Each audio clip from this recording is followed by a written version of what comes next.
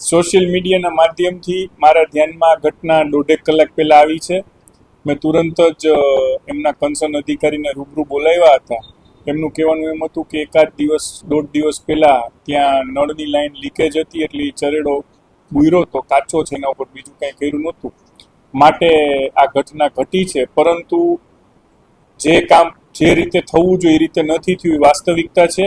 માટે એમને જે કોઈ કન્સર્ન પાર્ટી છે જેમણે આ કામ કર્યું છે એમને નોટિસ આપીને પેનલ્ટી કરવા માટેનું જણાવી દીધું છે. જ્યાં નજર સામે આવે છે બધા જ ચકાસણી કરવાના હોય જ છે.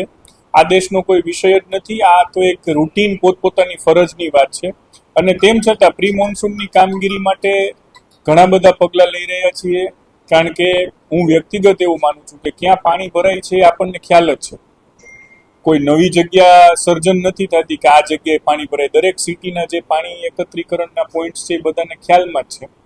એટલે એ બધા જ પોઈન્ટ્સની ઉપર વ્યવસ્થિત આ વખતે વરસાદ ચાલુ હોય ત્યારે 2 માણસો 3 માણસોને ડ્યુટી મૂકવાના છીએ.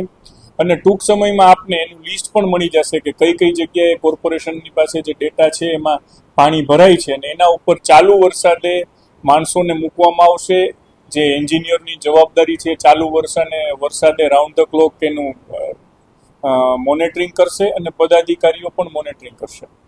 2 દિવસ પહેલા અમે ડ્રાઈવ લીધી ત્યારે પણ બહુ ક્લિયર કીધું હતું કે 70% જેવું સફાઈનું કામ થયું છે, એટલા માટે કે કોર્પોરેશનના તંત્ર દ્વારા 15મી જૂનની ડેડલાઇન સેટ કરવામાં આવી છે કે ત્યાં સુધીમાં બધી પ્રી મોન્સૂન કાર્યવાહી થઈ જશે.